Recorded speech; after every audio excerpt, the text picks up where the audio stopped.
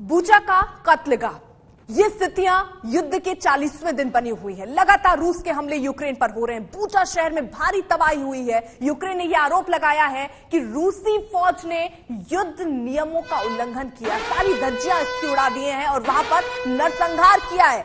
Zelensky इस बात पर जोर दे रहे हैं कि नरसंहार किसी हॉरर फिल्म की तरह दिखता हुआ नजर आ रहा है, क्योंकि चारों तरफ सिर्फ और सिर्फ कुछ दिख रहा है तो वो लाश है। सवाल यह कि जिम्मेदारी किसकी होगी, कौन लेगा इसकी जिम्मेदारी। यूक्रेन के बूचा में अब तक का सबसे बड़ा नरसंहार हुआ है।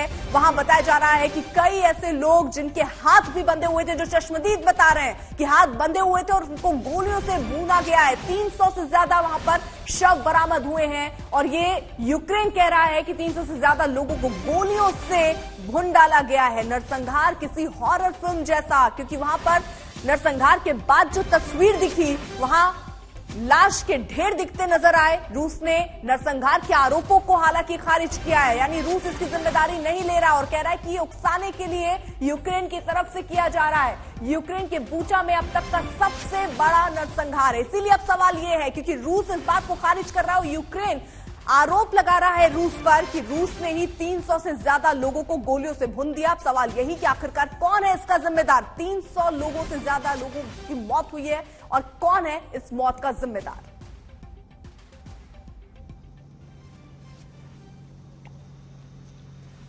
कॉम्बैट व्हीकल और इस तरह के कई जले टैंक, बख्तरबंद गाड़ियां, चाहे यहां पर मर्सिडीज हो, लेक्सस हो, इस तरह के जो जले टैंक और बख्तरबंद गाड़ियां हैं, ये आपको दिखाते हैं कि किस तरह की लड़ाई यहां बूचा में हुई।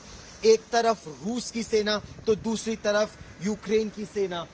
जली बख्तरबंद गाड़ियां, जले घर, तबाह शहर और हजारों लोग रूस और यूक्रेन के बीच हुई इस लड़ाई में बीचों बीच फंसे हुए थे। कईयों ने अपनी जान गंवा दी, कई घायल हो गए।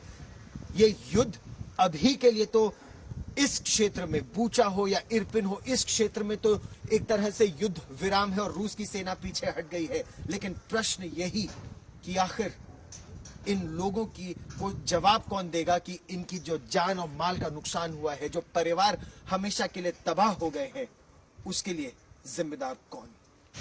इरपिन से बूचा के रास्ते पर यहां एक नहीं, दो नहीं, कई ध्वस्त टैंक और बख्तरबंद गाड़ियां पड़े हुए हैं। जैसे ये टैंक देखिए, इसका पूरा टर्रेट उछलकर बाहर आ गया है। ये बख्तरबंद गाड़ी बीएमपी आर्मर्ड पर्सनल कैरियर पूरी तरह से जलकर नष्ट हो चुकी है, राख हो चुकी है। और ऐसी एक गाड़ी नहीं बल्कि कई गाड़ियां, बख्तरबंद गाड़ियां और टैंक यहां पर पड़े हैं। ये दिखाते हैं कि किस तरह की टैंक की लड़ाई इस पूरे क्षेत्र में पिछले 40 दिनों में रही है। और पूरा वहां से अगर आप देखें तो हम लोगों ने कम से कम यहाँ 8 टैंक इसी इलाके में और उससे बड़ी संख्या में बख्तरबंद गाड़ियां गिने, जो केवल यहीं पर पूरी तरह से ध्वस्त हुए हैं। हालांकि यहाँ पर अभी भी ऐसा थोड़ा एम्यूनिशन पड़ा है जो हमको सेना ने बताया, जो अनएक्सप्लोडेड है और इसीलिए ये इलाका बहुत खतरनाक है।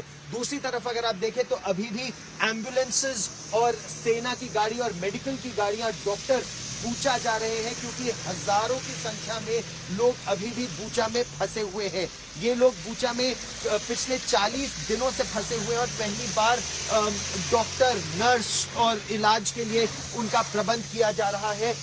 अब जबकि यहाँ पर रूस की सेना पीछे हटी है और यूक्रेन की सेना ने इस एरिया को अपने कंट्रोल में लिया है। तो चाहे वो इरपिन का इलाका हो या बूचा का इलाका हो, कीव के मुहाने पर ये जले टैंक दिखाते हैं किस तरह की यहां पर लड़ाइयां हुई हैं। कैमरामैन ललित मोहन जोशी के साथ गौरव सावंत, बूचा, यूक्रेन आज तक।